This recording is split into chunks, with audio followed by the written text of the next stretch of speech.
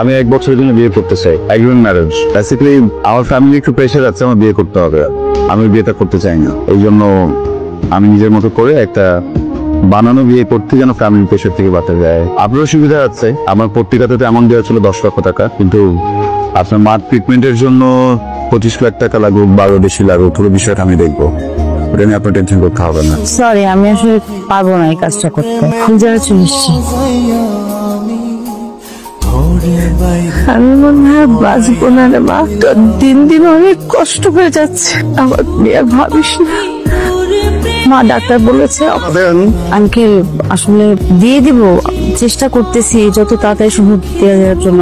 ঝামেলার মধ্যে আছে তো আঙ্কেল, দিয়ে দিব। দিচ্ছি বেরোতে দিচ্ছেন না, টাকাটা দেন, আমার একটু উপকার হইব। বুঝতেছি তো আঙ্কেল, মায়ের অবস্থা আসলে আমি সেটা জানি। এখন কি অবস্থা ওনার? ভালো না আঙ্কেল।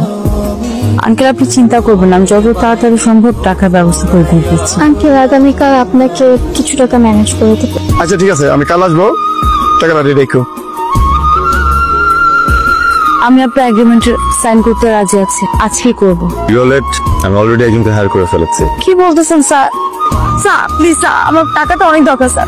স্যার আপনি যা বলবেন আমি তাই করবো স্যার। প্লিজ স্যার আমাকে এগ্রিমেন্ট। আপনার মার এখন কি অবস্থা? ভালো না স্যার, খুব খারাপ অবস্থা। প্রতিদিন রক্ত বমি হচ্ছে, দিন দিন অবস্থা খারাপের দিকে যাচ্ছে স্যার।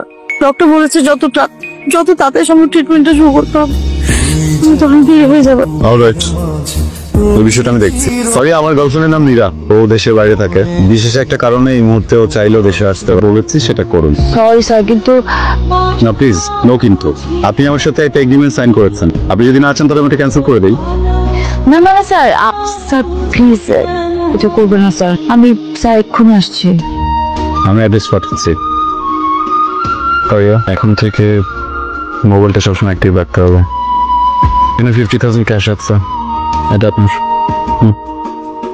আপনার মার টাকা কালকে পেয়ে যাবেন। আসি স্যার, আসসালামু আলাইকুম।